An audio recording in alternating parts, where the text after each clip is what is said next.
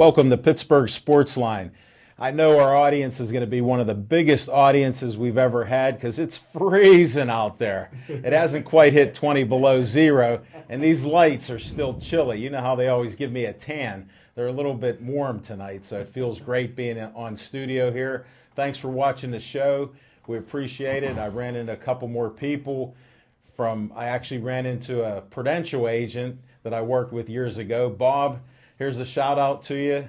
Joe, Big Joe, here's a shout out to you. Tyler, I can't keep mentioning everybody else, but if I forgot your name, hello. We have a great show. We want to send our sympathy to Mike Brown, Chip Hayner, one of his better friends, and he's been to our show at level 20, and he lost his brother with a serious illness there, and he passed away within 4 months of the diagnosis, and it's just a shame. Our sympathy goes out to Mike and his family. And Chip's back here tonight. We missed him at level 20. We had a great night at level 20 last night. And we start our show. I know we're getting these new people here, Mike, and they don't know that we do What's on Our Mind. So that'll be our first segment. And I have to ask you, Big Mike Butera, what's on your mind? Well, you know the show is multiplying because in addition to Rick and Loretti from Frankfort, Illinois, and Big Jim in Lawrenceville, I added Little Nicky from Export, Rollo from Columbus, and Epstein's mother over the weekend as viewers of the show. And Chip, with all due respect to your friend, I'm sorry about that. And Thank you. It's a hell of a way to start a show, but nonetheless, actually I'm not going to have any levity in my thing this evening because it's kind of irritating, but spring training is not that far away. It's only a few weeks when pitchers and catchers report.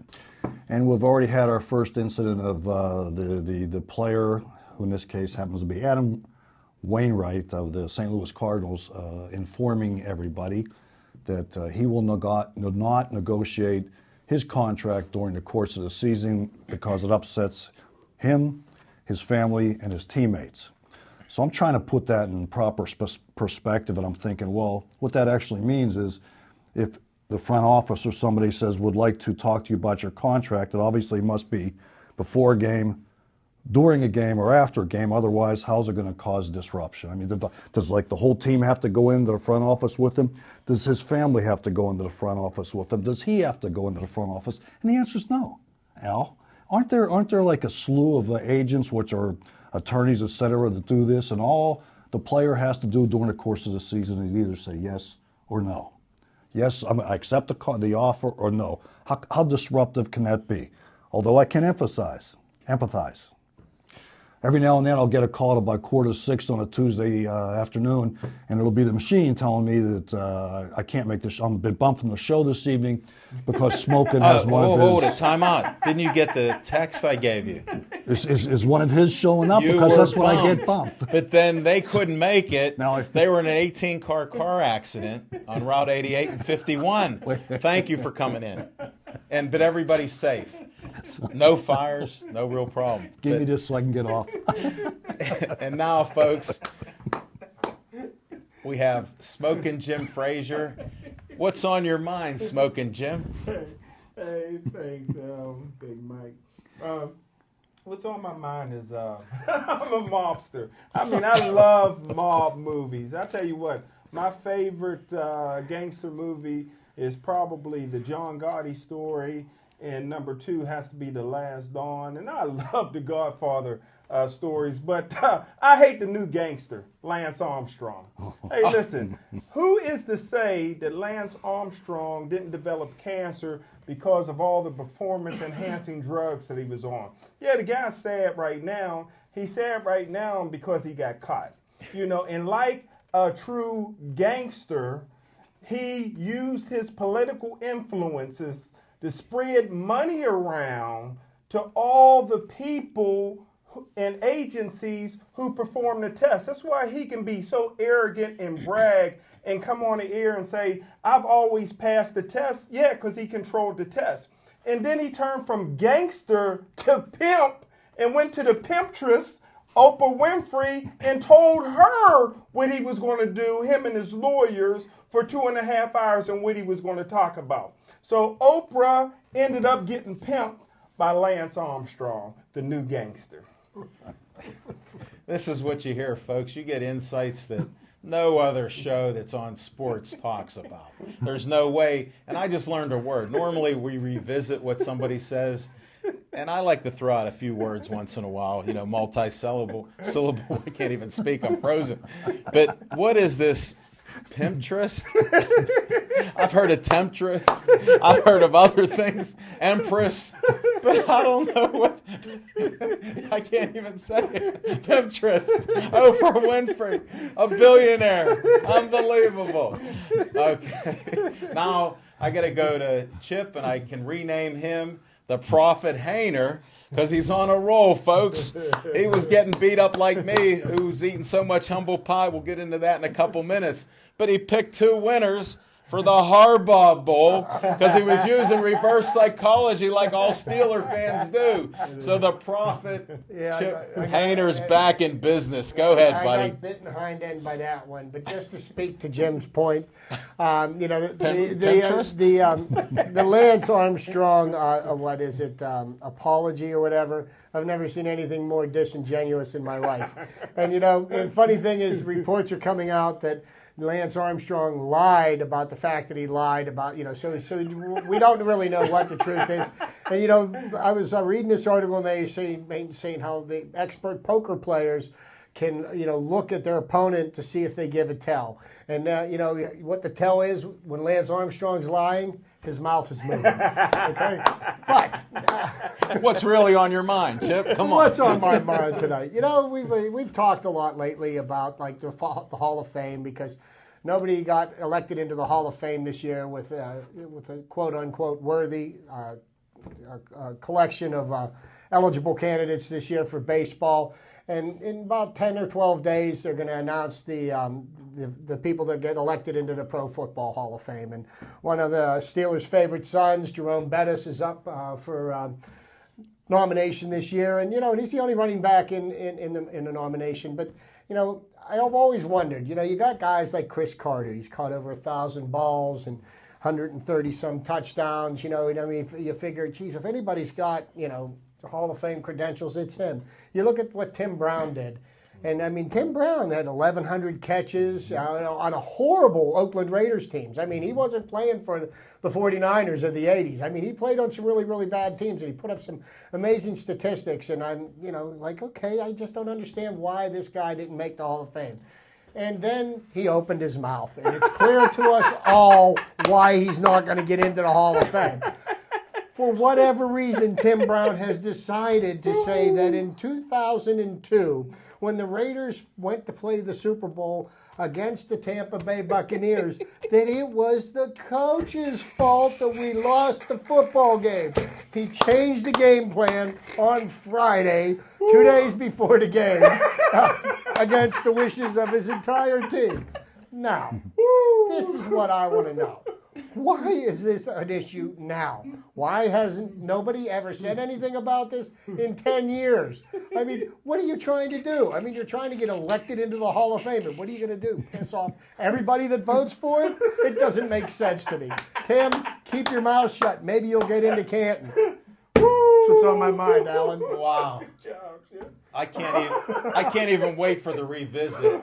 But I'm going to mention 3 syllables, three consonants here in a vowel, or 2 consonants in a vowel, CTE. Okay, and that's what happened to these guys, and we know it. They can only take so many hits to the head. That's not even on my mind, but that's what happened. You needed an answer. I got it for you. 1 too many hits. And some of it's outside of football. But what's on my mind is, if you watch our show at Pittsburgh Sportsline at level 20, Al Levine, the talking machine, tossed around Penguin action, Lance Armstrong, so we beat all those things up. But what's still on my mind is the Pittsburgh Penguins. Here we are, we're dying for hockey, and we get thrown against the Flyers. Now, normally, the Pittsburgh fans are all afraid of playing the Flyers right off the bat. And then the Rangers, because they're the co-favorites out of Vegas, like Big Mike pointed out last week, 8-1. He scooped us on that one. I don't know how he did it, but he did. So in other words, the Penguins come out like a ball of fire. They win the first game with the Flyers. I didn't even hear or see the guy named Max Talbot. I heard one call on him that he was on the ice. And there's a guy they were saying made a big difference last year. And then you see they beat them. Then they go and play the Rangers. Now, these two games are on the road. Normally, mid-season, the fans are all upset. What's going to happen? No problem. They handled the Rangers with no problem whatsoever. It looks like our team. We talked about Tanner Glass, and here's Asham. Asham's ready to start fighting. They drop the puck, and he starts fighting. He went right to the ground. And this Tanner Glass is my new hero. He's our new tough guy, but he has skills. He's a fast player. He can shoot the puck. He can pass. And then we got Suter here. He's winning almost every draw. And when you watch him pull these draws, you know we're going to do well. I stand with that prediction that we will go to the Stanley Cup and we will win it this year. Seeing these first two games, I'm all in. Tomorrow night against Winnipeg, first home game. It should be an awesome game. So let's go Pens. I'm drinking that Kool-Aid. Now we do this segment, folks, called Revisit What's on Our Minds, because we all got questions. I'm going to lead off with that CTE because these guys keep getting hit in the head. And every time that you talk to these players that should know better, all they got to do is, like Chip's saying, don't talk anymore. Please stop it. You already have the stats. You already proved you're a good player. And you should be in there. And that's what happened, I think, Chip. I don't know. I think the guy just got a little crazy. That's how he did. I mean, it's insanity. He said that Bill Callahan was getting back at Al Davis because he hated Al Davis so much that he figured it would hurt Al Davis if he let John Gruden win the Super Bowl. Okay, because Al Davis had just fired John Gruden. I don't know. I mean, Al Davis did some really weird things. Okay, I mean, he was as far off the deep end as somebody could be in the last 10 years of his life. No, his whole career. Can you mention Marcus Allen? Why would you sit a guy with that talent down and beg him to play? He would beg to play, and finally just stop. Look at what he did to him. But I mean, and he's a Hall of Famer. We're not talking about a game that was played last week and somebody lost. I mean, we're talking about 10 years ago. I mean, that's almost as bad as John Madden bellyaching about the Immaculate Reception, and that only happened 40 years ago. Some of the old Raiders, those wounds still haven't healed. But I mean, 10 years. What's the purpose? What are you going to do? The guy's gone. He doesn't even coach in the NFL anymore. So what kind of damage are you going to do him? I mean, wasn't he coaching in Nebraska for a while? Then he left there. But he's nowhere. Who cares? And I'm still on the Lance Armstrong thing with Smoking Jim with what he brought out. These conspiracy theories are all over the place. Maybe he did get cancer with all those things, or maybe it was his bicycle seat that caused that cancer. He worked out so hard. Look at how they changed the design on bicycle seats. They split that so certain guys don't get injured on that. Maybe he didn't do that. What happened there? There have been reports that they felt that his problems with cancer could have been directly related to the performance-enhancing drugs that he was ingesting. Who are these people saying? I've read articles. I can't give you footnotes and everything like that. But the fact of the matter is, he aggressively pursued anybody that did, and he destroyed people's lives. And now and the part that made me, I actually pulled the garbage can over and heaved when I heard this point when he sat there and he had to stop his little boy from defending him. That really broke his heart. I mean, come on. I got no sympathy in my heart for that man. He was an evil, twisted human being, and he manipulated people and did whatever he wanted to get what he wanted. And now, because his whole world's blowing up on him, I'm going to ask, what he's doing the Catholic routine. He's begging for he's got, how many Hail Marys do I have Here's to a do? disclaimer on the show. We can't help it. There's evil out there, and whatever he's doing, I don't know what it is. But one of the problems that I do have is, I forgot to watch that show with Oprah. Did any of you guys see the show? No, I wasn't going to give her. I wasn't going to give them the ratings. I think I'm I'll with read Chip about on that. this I didn't one. know where the Oprah Network was. Neither does Oprah. She ain't it. Hey, Smoking, I did check. I went through the whole guide. I couldn't find it. I said I wasn't going to watch it anyhow, but you know how when we're flicking on the remote control, I'm terrible. I didn't want to inadvertently, Big Mike, get on that. No. So did you see it? I don't think so. No, I would have wasted my time on it. There was no earth-shattering information that was given out there. I mean, he only reported what everybody else has been reporting for years. But he's got a laundry list of lawsuits that are going to get dumped in his lap, and who knows? Maybe he'll end up selling apples out of a cup with a pencil with Terrell Owens. He's the other one that's drunk. No, they'll get a reality show. So who's his former wife? She was a singer, right? Yeah, Sheryl Crow. He was connected with Sheryl Crow for a while, and not with the Black Crows. Just so you know, as you're researching it, Smoking Jim. Lance Armstrong, you're no longer newsworthy. Push him off to the side. Anybody else have any questions on this revisit? Big Mike, you look like you're enjoying yourself at that end. Do you have I just caught myself in a lie. Do you want to apologize? I'm sorry. I watched the Saturday Night Live spoof of Lance Armstrong on Was it good? No, it was just as bad as the real thing probably was. What about the Manti Te'o little skit they I heard? haven't- They I had haven't, 30 seconds of that, I heard. I just found out that, correct me, please, but I just found out today, oh yeah, of course you will, that this was all about, or was it all about him trying to get votes for the Heisman? I mean, was that what this whole thing was? Worked. Let me tell you something. This is one of the strangest stories that I've ever heard, and it's gone the complete gamut. I've heard reports. They were actually talking on a local sports talk show this week, one of the evenings that this all happened because he's secretly a homosexual. Okay, that's been out a while. Okay, so if he is or if he isn't, who cares? It doesn't matter. He's a football player. I mean, what difference does it make what his preferences are? But I love how people are attacking him. And here's what my thing is about this. I don't know what's more disturbing. Is somebody having an imaginary friend or whatever their sexual proclivity is? I mean, I don't get this. And here's the thing. This thing has been going on since September.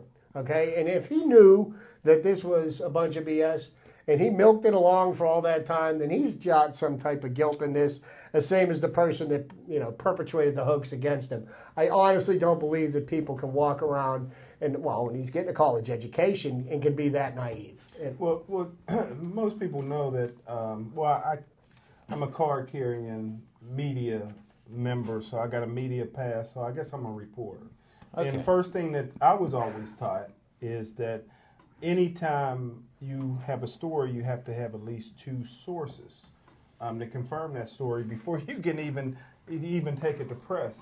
And nobody, and we're talking about major networks, major newspapers, nobody pursued to do a confirmation on this woman or a family or anything else. I mean, that's just irresponsible journalism. Reporting. Because what they're trying to do, because the ratings for college football are so bad to start with that they use that trying to get people, suck them in to get the ratings. Because I understand ratings are down, even though popularity of college football is going through the roof, and they're filling stadiums and everything. But I'm getting to the point where I'm getting so sick of watching college football that I didn't even watch the national championship game this year. Wow. It was on. He knew who was going to win. That's the Harbaughs. Please don't say that, because I watched 2 college football games on tape every day this morning. I watched Elizabeth City versus Prairie View A&M, and believe me, next week I'm going to break a story. There's a little football player for Division II Elizabeth City. I tell you what, if your football team can get him in the 6th, 7th round, he's going to end up being a superstar in the National Football League. Take Rainey's place, huh? He's a defensive player. Before we get too deep on this stuff, we have our special segment for Smokin' Jim Frazier. It's a fiction and fact from Smokin' Jim's Almanac. I can't wait to hear what's coming out today. Go ahead. Hey, thanks, Dr. Machine. I appreciate it. I tell you what, we're going to North Hills, Jack McCurry. Ooh. Jack McCurry is forever tied to Terry Smith. Jack McCurry for North Hills, a legendary coach, retired after 35 years this year.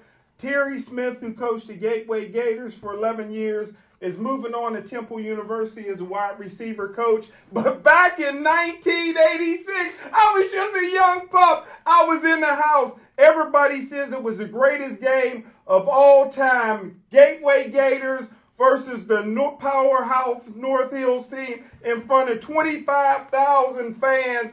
at Three Rivers Stadium, which is still a record for the WPIL championships. At that time, the week earlier, the number one team in the country was in Pensacola, Florida, Emmitt Smith's team, and who was quarterbacked by Roy Jones Jr., No. 8-time world champions. They lost. North Hills moved up from number 2 to number 1 in the country. Gateway was number 3. And I tell you what a defense. What a great game. Legendary Coach Pete Annamarino on the sideline against a young Jack McCurry. But I tell you what, the difference in the game came down to Gateway's little-known quarterback, senior quarterback Terry Smith, only 5'8" at the time. There was nobody that could stop him. The game was 7-0 Gateway with a minute to go in the game. North Hills came back, scored a touchdown, made it 7-6, and they decided to go for 2. And you talk about some Hail Marys. Coach Anarino was down on his knees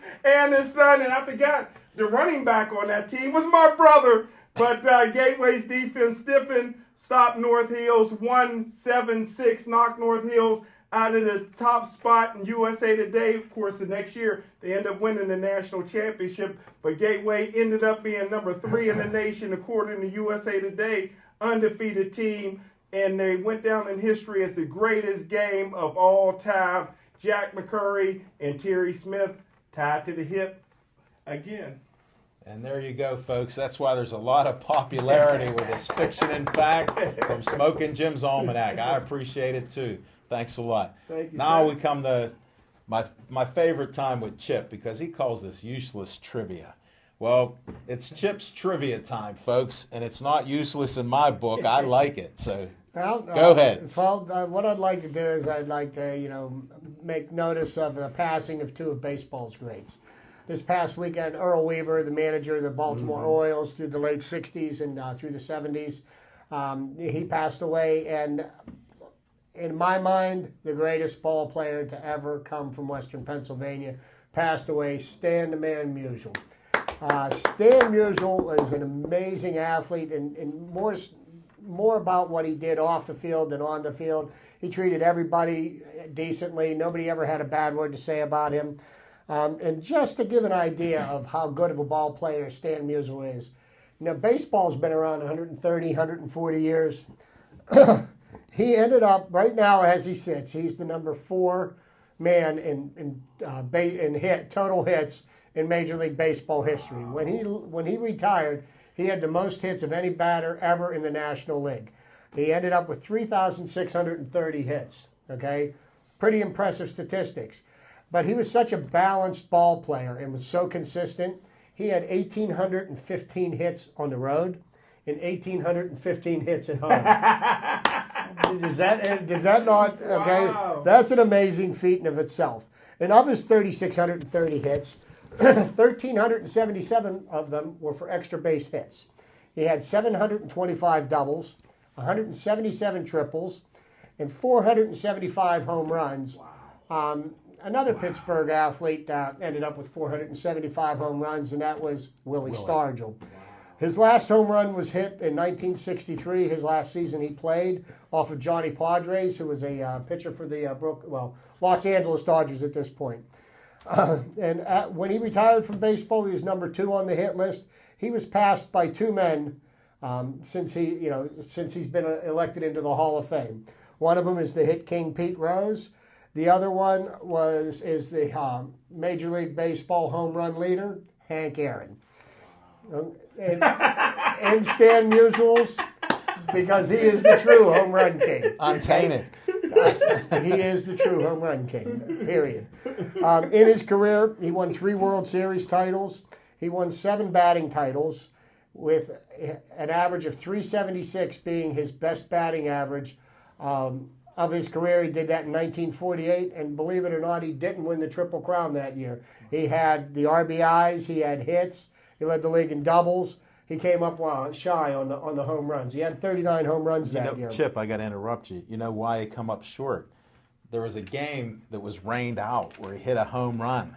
Really? Or he would have had 40, so he would have tied That's so Really? Yeah, it's amazing stuff with Stan Musial. I used to follow him as a kid with collecting cards and read So all couple more These are interesting great. stats What about more? What more do you One have? more. Okay, of the Give us times, more. He had a 22-year baseball career. In 14 of those years, he ended up in the top 10 for the league MVP. He won three MVPs. league MVPs. Was it? Okay, yeah, he won three MVPs in the top 10 14 times. He was the fourth player in baseball history to win 7 batting titles. The company that he kept with the number of batting titles he won, Ty Cobb won 11 batting titles in his baseball career. Rogers Hornsby, 7, and the great Honus Wagner had 7 as well. So, the passing of Stan Musial, certainly an icon from Donora, PA, lived his life with grace and dignity, and, he passed. Baseball will sorely miss him, but if you ever get a chance, do some research on him. Look up some old footage. You will see one of the most amazing batting stances and batting swings ever. And, he was the picture of consistency. Well, the thing that impresses me the most, and I mentioned it last night at the Level 20 Lounge, was that Stan Musial, Stan the Man, married his high school sweetheart, and up until last year, they stayed married 72 years until she passed That's away. another last year. accomplishment. That's amazing, man. Big That's Mike, amazing. you're right behind him right now, buddy. She passed away in May, so it was only 7-8 months later he died of natural causes. I don't know what she died of, but as you they said in the last years of his life that he had been afflicted with Alzheimer's. Yeah. But the Lord gave him 92 good years. He never struck out more than 55 times in a season. Really? Yeah, and some guys do that in a game today. And guess who called him? Guess who called him one of the greatest ball players? Ty Cobb, who was one of the meanest guys ever, called Stan the Man one of the greatest baseball players alive. Top call would have thought of Barry Bonds. I got to. He'd have spiked him. He'd have spiked him, no Jim, problem. I'm going to keep on the air and not answer that question for you, okay? He was from Georgia. Those are different times. He was from Georgia in a whole different era. He was known to run up into the stands. But let's move a little forward on this. We have our NFL segment here, and as the Al Levine, the talking machine, I got to eat that humble pie. I got to eat crow. This is one of my worst. I think I picked one winner out of 6 games. And I definitely picked against the Harbaughs. If you want to listen to what we said at the Pittsburgh Sports Line at Level 20, that shows up on YouTube right now, so don't be afraid to look for it and go check it out. So you'll hear some of these same comments, but hey, we're all sports guys, and not everybody was there at the lounge last night. It was too cold for most people to come out.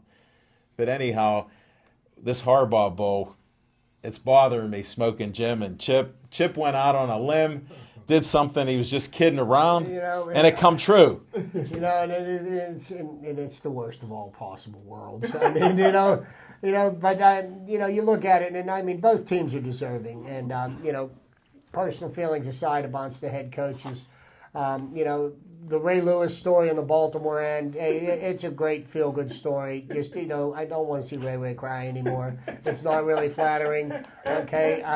Win the game, and like I said, go back to behind the desk at ESPN, and we'll see you there, Ray.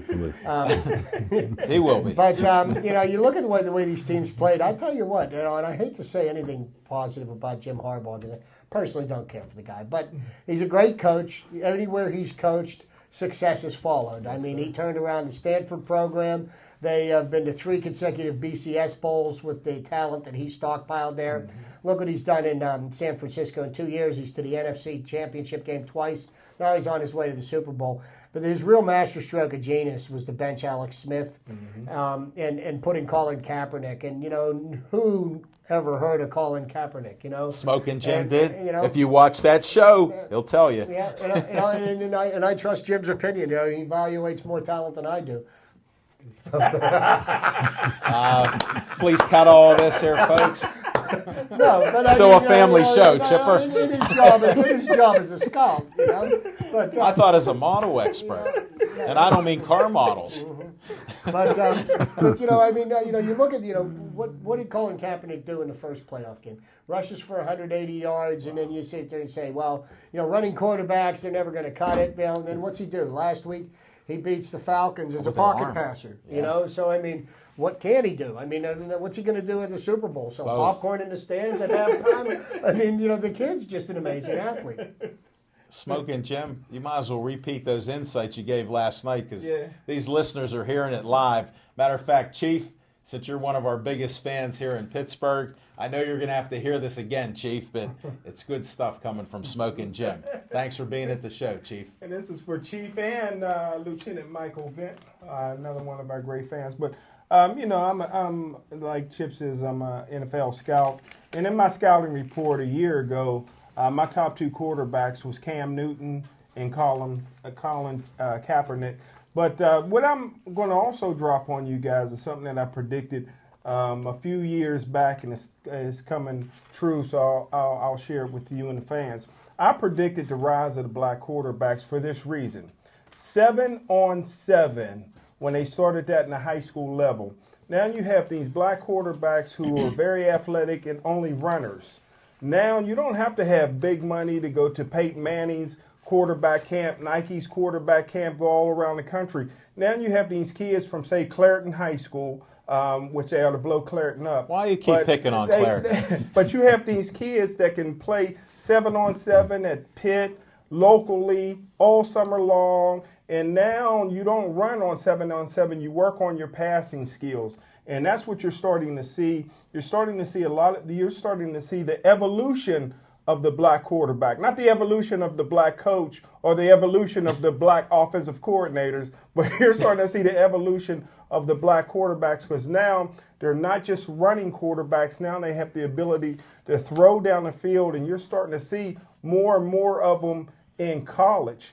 And I always said that the worst thing that the National Football League did was cancel NFL Europe, because NFL Europe gave an opportunity to a lot of white quarterbacks who really didn't get a chance to really develop in college, because college was going to more of a running quarterback. And NFL Europe was developing these quarterbacks, and they was coming in and doing well in the National Football League. So get ready. Move over, Doug Williams. My prediction is not till next week, but Colin Kaepernick could be the first black quarterback to win a Super Bowl since Doug Williams. Wow. I like the way you described that. It was pretty black and white. Thank you. Thanks, Big Mike. Now, on a serious note, that was serious, and I have a question. Thank you, sir. One of our newest listeners, little Nicky from Export, I sat and watched an NFL game with him on Sunday. It was the Baltimore Ravens game. Baltimore Ravens and the New England Pats, right? Yes, sir. I really, really tried hard to find the statistics of that game before I showed up tonight, so I know what I'm talking about. But I'm going to ask you guys, because I don't know what I'm talking about. All I remember from that game is each side of the ball, each offensive team in the shotgun throwing the ball. 1 or 2 rushing attempts. How did it break out to you guys? Well, I mean, watching the game, I think what Baltimore ultimately ended up doing was they were a much more physical team than New England was. New England has this flash and dash offense, top scoring offense, and they have a great passing offense. And what they were doing to New England's receivers was they were chucking them at the line, so they were throwing off their timing. And there really wasn't much for them to run. Now I noticed this kid from Baltimore. His name's Pierce, and I don't know Bernard, where. from Temple. Yeah, and I'm going to tell you what. I haven't seen. I don't know what it is about this kid, but opposing defenses are having a hell of a time tackling this kid. He just, Ray Rice is Ray Rice. Ray Rice is always going to make plays, but they've got him in there to spell Ray Rice, and they don't lose anything. And that's really, that's what opened up the deep game. And that's why Joe Flacco's throwing 3 touchdown passes in the second half. And all his touchdown passes are all big plays. Yes. He's throwing a deep ball, and every time I see these plays, the defenders are falling down, and his receivers are standing there, boom, and they catch the ball. he got one of the best deep balls in the NFL. That's Smoking Jim's mentioned that before. And just real quick, Chip, something that we both failed to mention is when we give credit to Jim Harbaugh, who is, in my opinion, I've been saying is the best coach in the National Football League until next year when the genius Bruce Arians rip up the league with Arizona. But don't forget his older brother John did a ballsy move when he fired the offensive coordinator late in the season Cam Hayward. and promoted a black Cam quarterback coach, Jim Caldwell, to Former head coach of the Indianapolis Colts. for offensive coordinator. And Jim is more famous for tanking it last year in Indianapolis so that they could get Andrew Luck. It all paid out very well for him. When you look at that, follow the money, right? Just follow that money. The one issue that we haven't talked about yet happened in Sunday night's game. You know, and Tom Brady went and kicked Ed Reed. Okay, and if you saw that play, No, he tried to protect that himself. was not an accident. Just like Nottingham Sue kicking somebody in the, you know what I'm talking about. But I mean, there's no flag thrown. Well, who did it? That's why. You're answering your own questions. That to me should have been an automatic personal foul. They should have penalized him 15 yards. And but it's the double standard that we have around here. No, that was the Ty Cobb high spikes play. I saw it. Nice at the end baseball of it, metaphor, once his Big leg Mike. made contact with Ed Reed, you saw him go like this at the end and kick his leg out. Come on, Well, he was going to give him a headshot. Ed Reed was going right after Here's him. what the point was. The Ravens were beating up the Patriots, and they were getting frustrated. I mean, they went into New England's home, and they basically punched him in the mouth and kept punching him in the mouth because nobody stopped them. Hey, while we're talking about flags, explain to me how you define or how you do, as a referee, how you define or how you determine pass interference, because you mentioned the chuck. Isn't that within the first 5 yards? Sure. And then as I'm watching these guys go down the field, I mean, they're just intertwined the entire way. When's it pass interference and when isn't it? They've made the rules so difficult to interpret that the refs they would rather not make a call and then have the call reversed on replay than to make the wrong call. I mean, but the rules are because they have lawyers make the rules up, and and one rule is probably 4 pages of paper, and it's too much. They have to make I mean, you see the contact all the time. Well, that contact was incidental, and then when you've got a guy in a headlock and you're bulldogging him into the ground and he can't catch the ball, then that's deliberate. Okay, I mean, what is it? I mean, either contact is. They've Beyond the 5 yards or not. overcomplicated the game, Exactly. and look what they've done to the game. I mean, used to be in the playoffs, you wouldn't see scores being run up. You'd see the defenses would come to play. And look what they've done to the NFL, man. Every game, it's up and down the field. You're seeing 50, 60, 70 points scored in playoff games. What happened to defense? And I see some poorest tackling that I've ever seen. Hey, here's a little tidbit of trivia you guys may enjoy. I heard it on TV, but they didn't mention the teams. They says What this show? year. What show was that? On the championship game. What was it? Baltimore versus the Ray Lewis Bowl. Baltimore versus. You didn't mention it till now. I was trying to be your straight guy for you. Baltimore versus New England. They said it was the first time that 2 teams met in a championship game in the same venue since 78 and 79. Do you guys know? Yeah, the Houston Oilers. That's it. Yeah. That's it. And Dave they never mentioned Pastorini that's and, it. and, And they uh, never Gamble. said it on TV. I said, man, they won't give the Steelers no credit. And you that know? was the year that what was it? Mike Renfro. Yeah. That guy. He was out of bounds. And where was the instant replay then? Old bum Phillips. He's still crying about that one. That's why they come up with that stuff.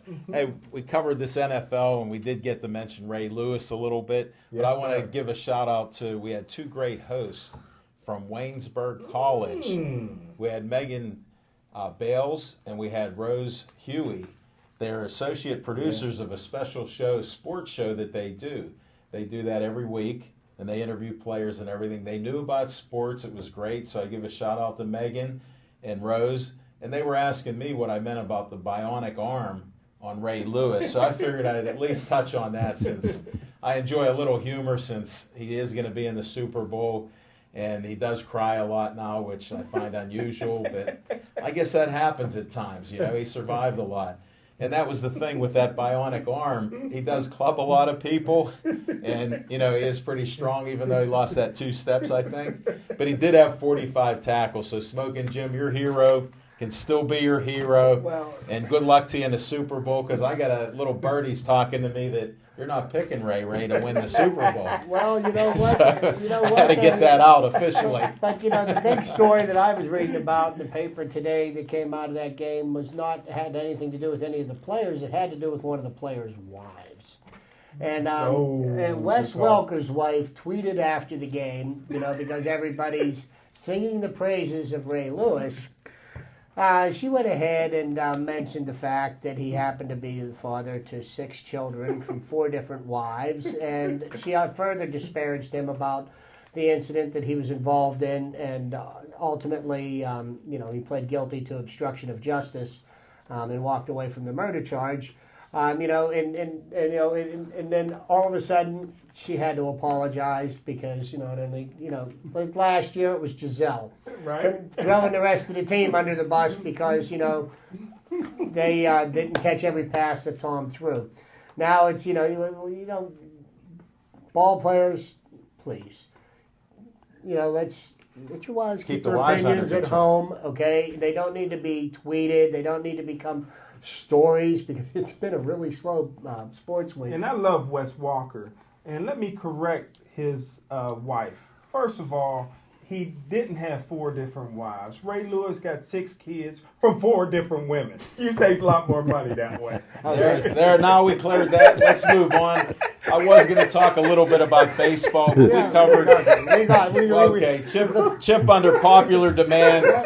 We're going to leave on that happy note. Just women, no wives, whatever. And he's going to see his son play in Florida or Miami or wherever. But speaking about baseball, the Pirates are making some moves, and they're doing some things to try to bolster their pitching staff. And one of the things they did was they re-signed Jeff Karstens last week.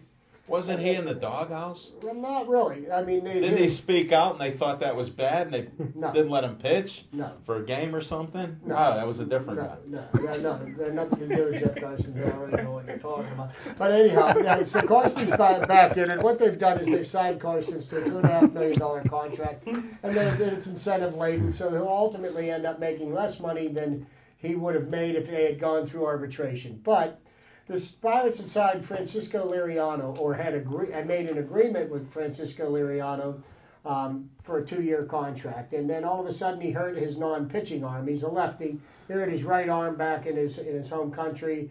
So the deal was on hold. Well, the Pirates have got him agreed to a contract now, and they're going to sign him for 2 years, $12 million.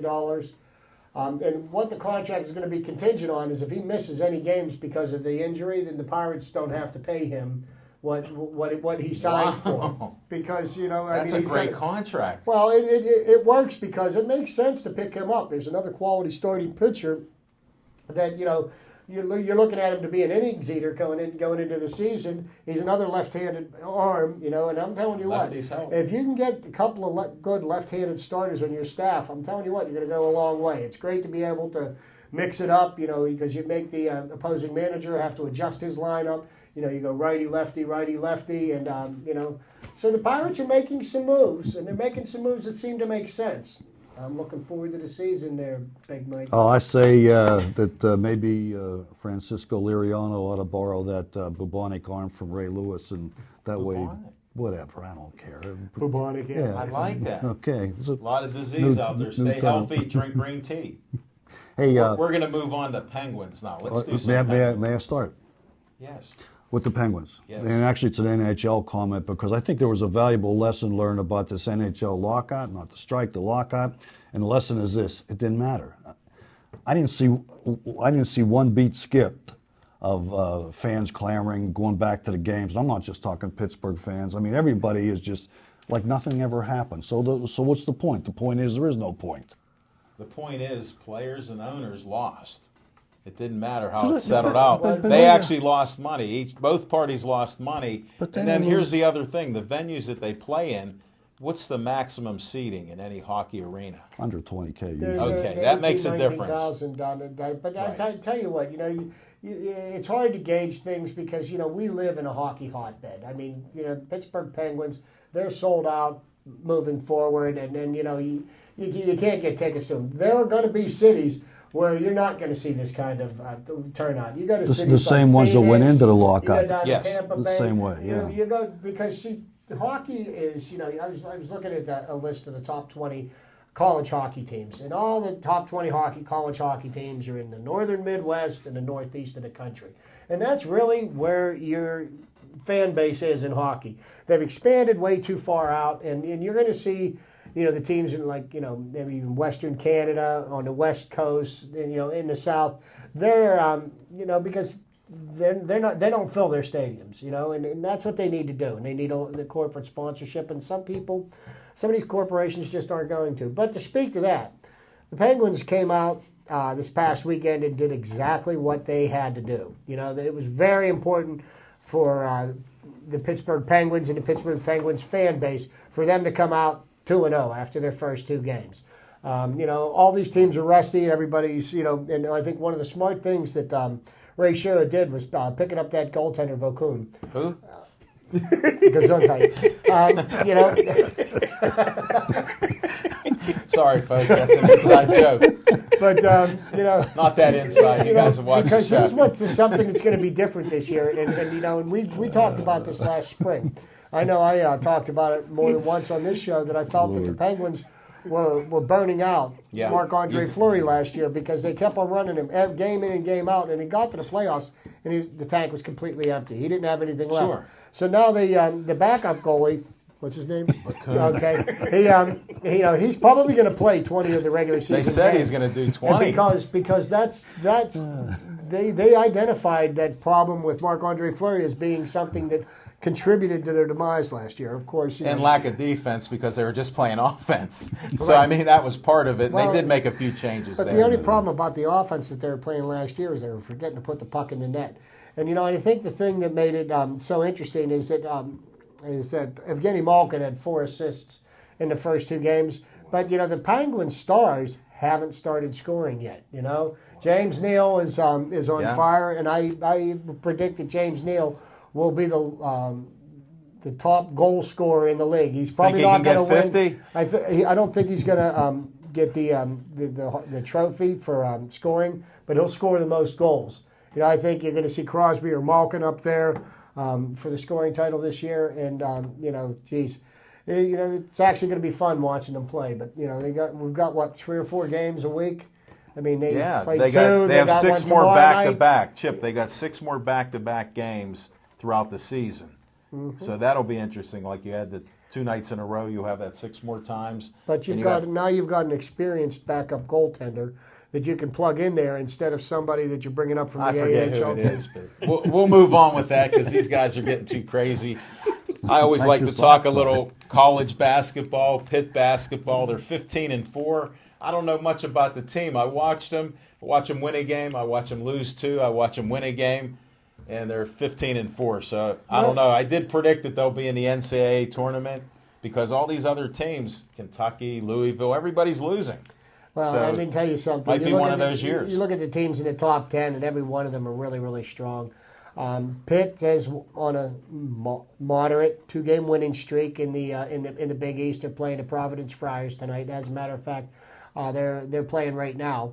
Pitt can get on a little bit of a run because they're playing the 2 worst teams in the Big East this week, today, and I believe this weekend. And these are 2 games that they should win. But, I think these are trap games for them. Right. Because, they go play a team, Connecticut is, only a couple of years removed from a national championship, even though they have a new coach and, and new players. But, they beat Georgetown and, they beat some really good teams. And, they kind of lay eggs against, kind of like the Steelers did this past year. Smoking Jim, do you think they play to the level of their competition, then they can't come back at the end, or what's their issues there? I know you're a basketball guy at times, in between those 4-hour sessions of video on football. Well, one thing about Pitt, we got to give them respect. They are defending national champs, the CBI, and NIT. I respect those as defending What did it national cost them to get in there? It was very expensive to the Golden Panthers, but what I always said about Pitt and what always hurts them in the Jamie Dixon era is that, and there was only one Dixon that I have respect for as a coach, and that was his sister, who was a great coach. May she rest in peace. She was an awesome coach. But what they did, what you find out is that they don't recruit enough quality athletes. In basketball, you got to get easy buckets. You got to get easy buckets. You got to be able to press a guy, steal the ball, get some layups, get some easy turnovers. And you look at their teams, you know, that's why they, each year and every year they get beat by teams, athletic teams like Marquette that can get the easy buckets and outrun them and out-athletic them.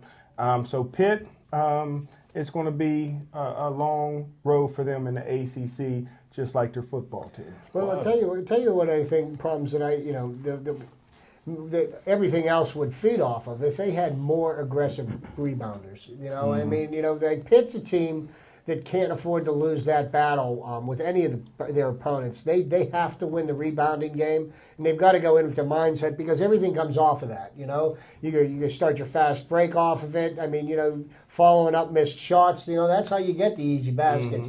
You know, they don't just fall into your lap. You got to work for them. That's true. Good point. And they got to keep playing. That a lot of times you see them standing around there. You know, they assume the one guy's going to grab the ball, and all of a sudden there's a fight for it, and the other guys get an easy basket while we don't. And not to change the subject, just real quickly, Go go ahead. back to basketball, but Big Mike and Chip and Al, I don't know if you guys see Pitt's football schedule next year. You're talking about home games at Miami. Yes. Miami, Florida State, Notre Dame, they may not win a game. North Carolina, North North Carolina's going to be home. But you know what? I mean, what would you rather watch them play? Bethune Cookman? Or, you know, I mean, I would rather wanna see see them Gardner play Webb. these better teams. You know, because ultimately the only way they're going to get any better is to play top caliber talent. Hold it. What about Gardner Webb? What are we going to do about that game? It's a classic now. And then what about we won't be in the XY Elemento Bowl? You know, Well, we ain't going to play Youngstown State no more. That's done. We're We done. can't. We But I lost. honestly think that, the football, you know, for football conferences, the football money drives these conferences, and that's just the way it is. And that was what led to the downfall of the Big East. You know, they couldn't get, you know, I don't understand why when they did the Big East, they allowed some schools to just be basketball-only schools. I think that degraded the strength of the conference, and, you know, where you get the big money is out of the football programs. And, you know, Pitt, I actually think Pitt and West Virginia got it right. You know, West Virginia went to the Big 12, and, you know, they got a wake-up call because they thought they came out of the gates pretty hot this year, and then they got a little bit of reality served up to them, and they've got some work to do. But I like the mountain that Pitt's got to climb because, you know, I mean, if they do happen to be successful, you're not going to be saying they've beaten up the Little Sisters of the Poor. I have a major announcement to make, and I'll try to be very, very brief. No. Take your time. It's major. This is the last time you'll ever hear me mention Gateway High School ever. I'll never attend another game. I'll never cover another game. Gateway just forced out their greatest alumnus, Terry Smith. Not only was he a great player, the first ever football player to go from Gateway to Penn State.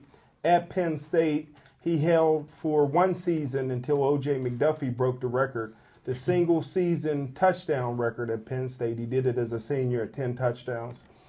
He came back to Gateway, and in 11 years, they've averaged 10 wins a season. They won the conference 11 years in a row, and he's never been beaten in the first round of the playoffs in 11 straight years. Right now, Gateway is number one in the nation with 55 scholarship athletes presently playing somewhere in college football, and he was forced out.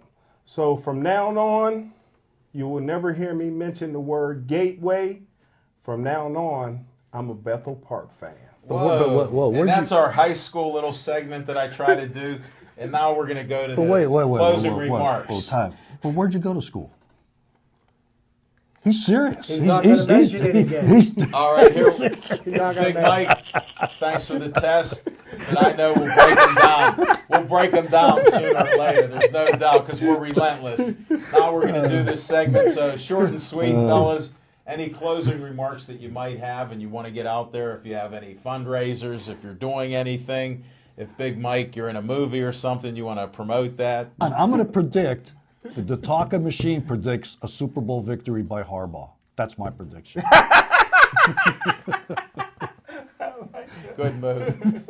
Smoking Jim, after your big thing with that former school of yours, what do you got left there on the table? Surprise, surprise, surprise. I tell you what, most NFL scouts Gomer Powell their way through the draft process. But I tell you what, nobody watches more film than me. I watch 2 college games on tape every day, 365 days a year, over 700 games every year. This week, I was sick to my stomach. There's a bowl game nobody ever heard of. I think I'm the only person that watched this game. It's the Raycon Bowl. And I tell you what, the starting quarterback for one of the teams was Sinceri. How in the world can there be any bowl game where Sinceri has not only made the game, but he's the starting quarterback? And again, they were down by 7, and he couldn't come back to win.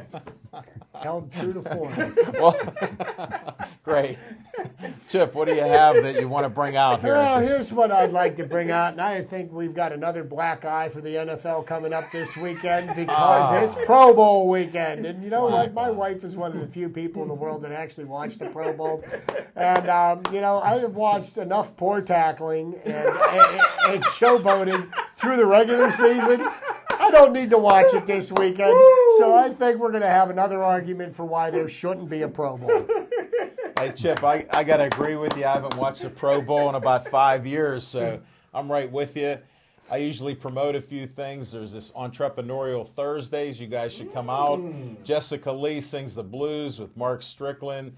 She sings, Jay Willis plays, and Dave Powell. It's a great quartet there. They do a great performance, and you can meet other business people. Big Mike, if you need to get out of the house, $5 to get in there.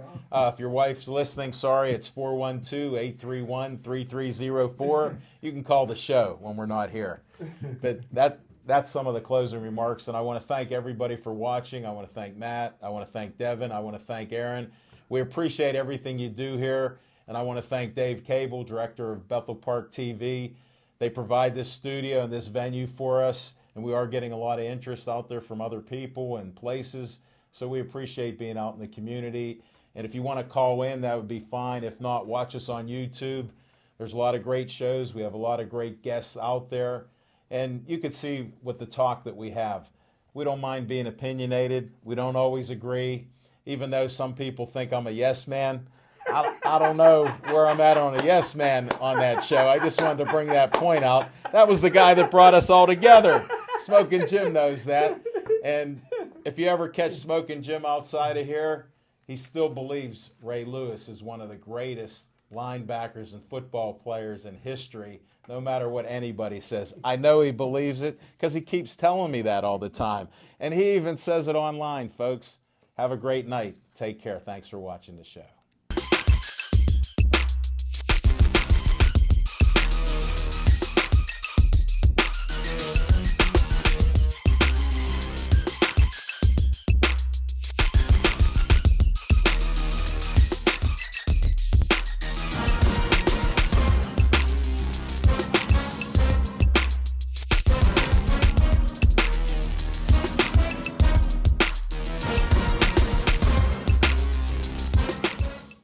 The American Legion, we're a powerful force for the nation. We work relentlessly within our 4 pillars of service, and we succeed. Go to legion.org to find out more about the American Legion's commitment of service to America. Did you know that the average Social Security benefit is only $780 a month? I didn't know that. Did you know that most people will spend 20 years in retirement? I didn't know that. Did you know that a 40-year-old who saves $20 a week can have $75,000 when they retire? I didn't know that. There's a lot you might not know. To get free information about savings, visit our website or call this number. I know what to do now.